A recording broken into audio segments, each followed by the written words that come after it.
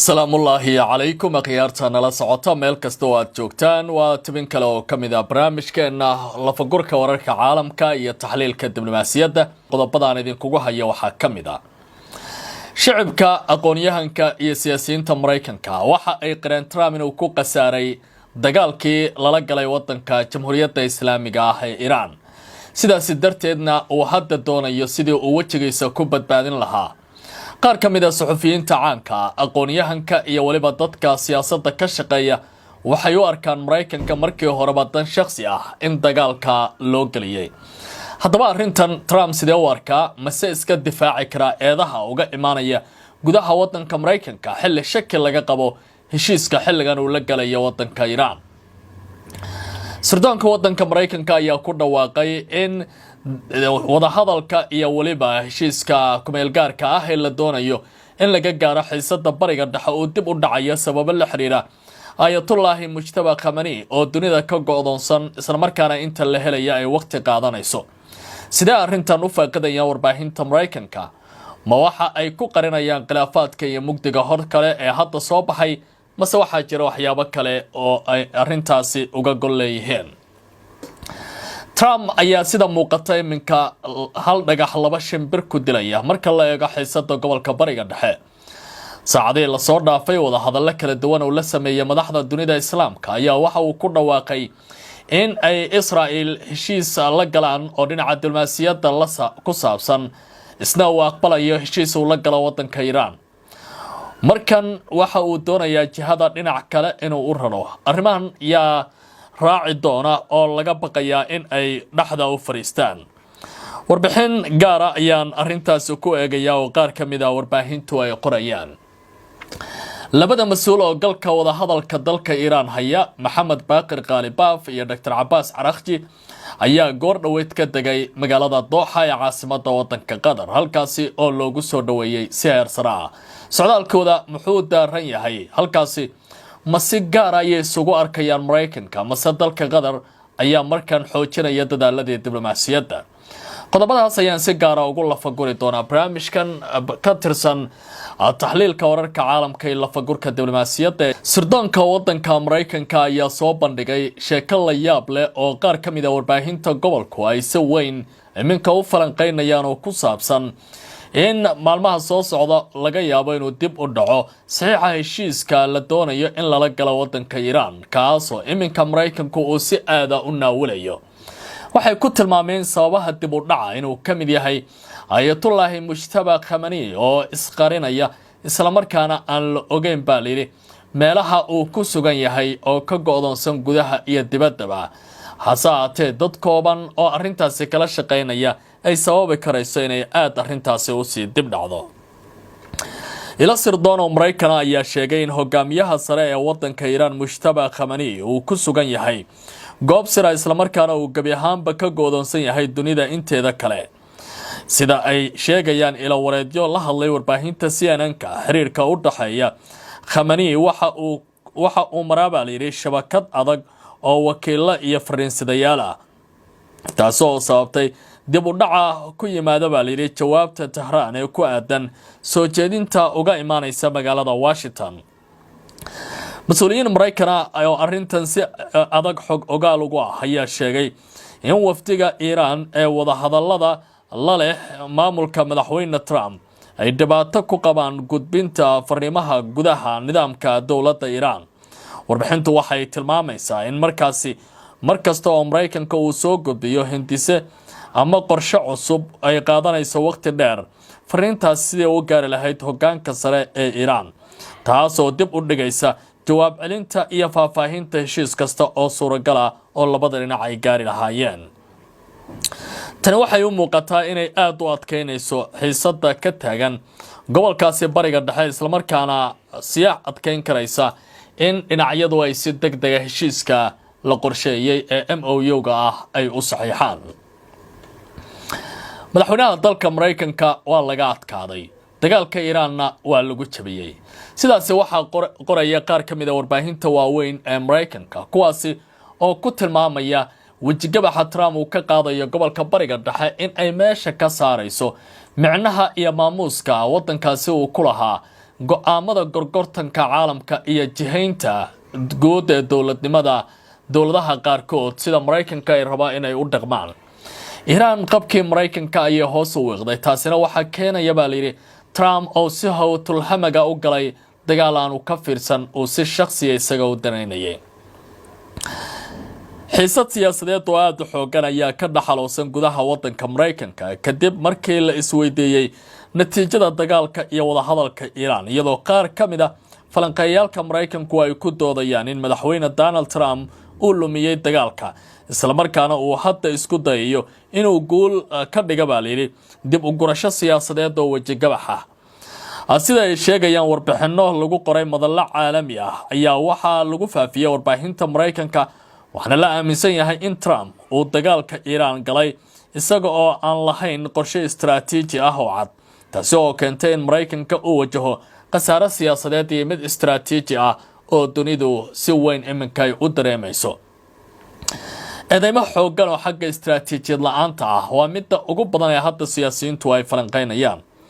maqaal gaar ah oo la qoray waxa uu sidoo kale tilmaamay in Trump uu dagaalka ku galay sababo shakhsi ah, isla markaana aanu marka hore ku dhawaaqay in la burburin doono barnaamijka nuclearka dalka Iiraan, balse ay dib uga noqday dagaalka kadib markii uu arkay in dalkaasi Iiraan uu ka kan yahay. isticmaalka dagaal siyaasadeed oo muuqaal la yaab leh loo sameeyay, dacaayado iyo taageero mucaaradka Iiraan laga helayay, iyo inuu u bedelay colaadda mid uu ka baqay cawaaqibkeeda. saddexdaas qodob oo istiraatiijiyad xumo ah ayuu Trump ku galay dagaalka ayaa lagu yiri warbixintan. siyaasiyiinta Mareykanka ayaa sidoo kale ku kala qaybsan doodan, waxaana ay u arkaan qaarkood Trump inuu yahay ninka kaliya si habeenkii inta uu seexdo riyoodo maalintiina raba inuu dhab u bedelo dhalanteedkaasi. dhinaca kale siyaasiyiin uu ka mid yahay Senator Chris Murphy ayaa sheegay in uu soo dhaweynayo baa layiri heshiis kasta oo lagu dhameynayo dagaalka, balse uu ku tilmaamay xaaladdu mid aad u sii daciifinaysa Mareykanka. hogaamiyaha dimuqraadiga kulaha wakiilada ee wadanka Mareykanka ayaa sidoo kale ku eedeeyay jamhuuriyiinta in ay Mareykanku galiyeen dagaal aan qorshaysnayn oo saameyn dhaqaale oo aad u weyn ku leh. sidoo kale danjiro hore ayaa waxa uu isna sheegay in Iiraan ay hadda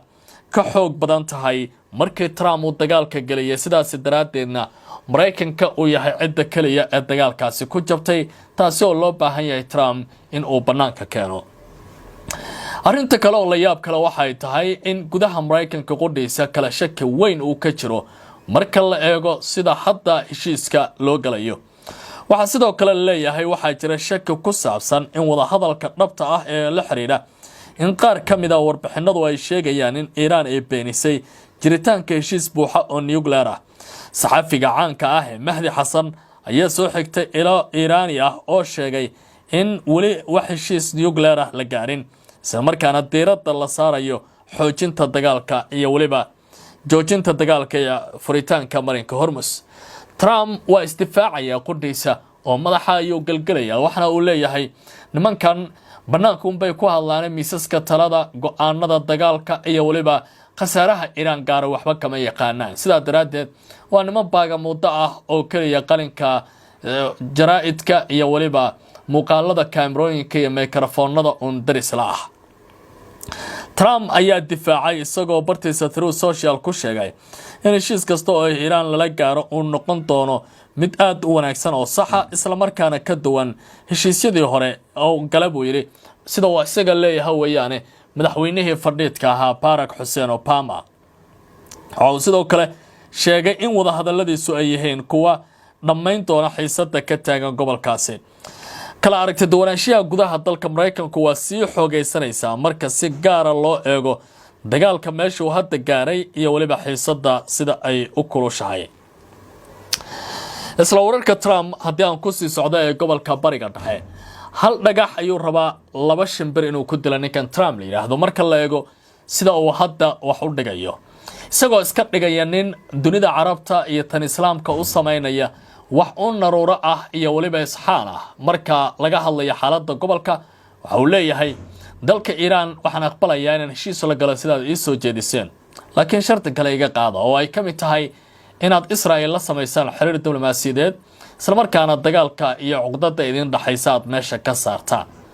Tani khubarada qaar waxay leeyihiin Trump isaga mar walba waxa uu rabaa ajandooyinka meesha u yaala cidda meel marinaysa inay Carabta tahay, sidaas daraadeed heshiiska dalka Iiraan lala galaya ayuu ku bedelanayaa boqolaal faa'iido kala ah.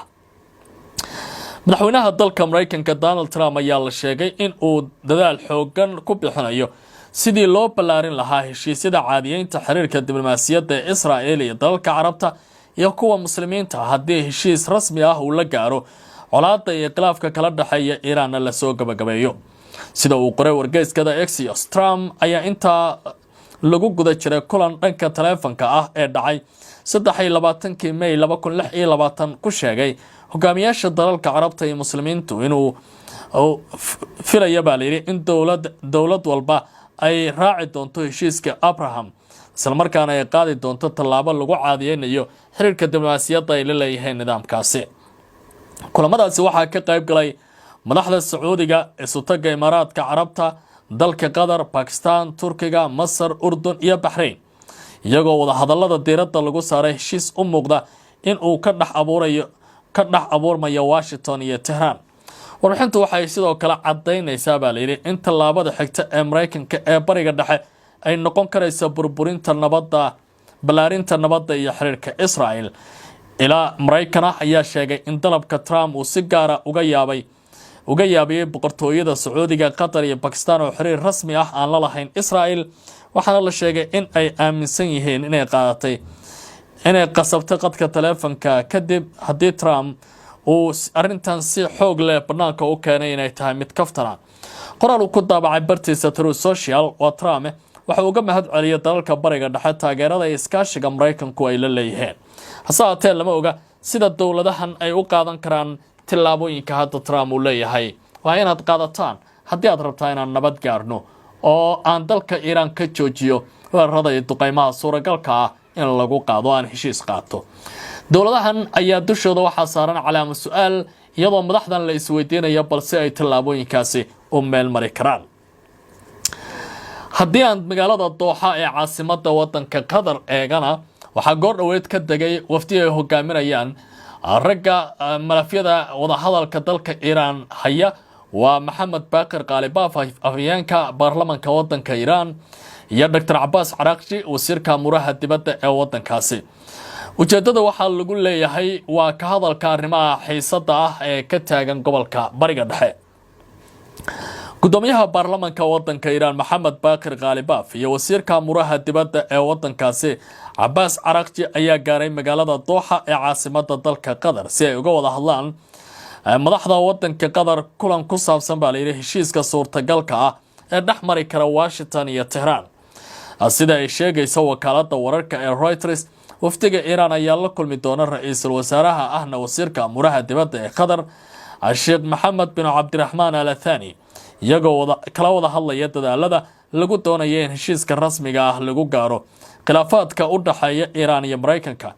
ila xog ogaala ayaa sheegaya in wada hadallada Dooxa ay si gaar ah diiradda u saarayaan laba arrimood oo xasaasi ah: mustaqbalka marinbiyoodka Hormuz iyo kaydka uraniumka ee wadanka Iiraan ay leedahay ee aadka loo hodmiyay.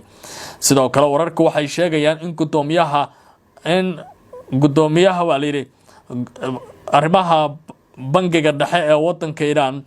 Cabdinaasir Hamati uu qayb ka yahay waftiga Tehran ee ku sugan magaalada Dooxa si looga wada hadlo suurtagalnimada in la sii daayo lacagaha laga xanibay dibadda ee wadanka Iiraan, kuwaas oo qayb ka noqon doona heshiiska madambeysa oo laga gaarayo xaaladda gobolka.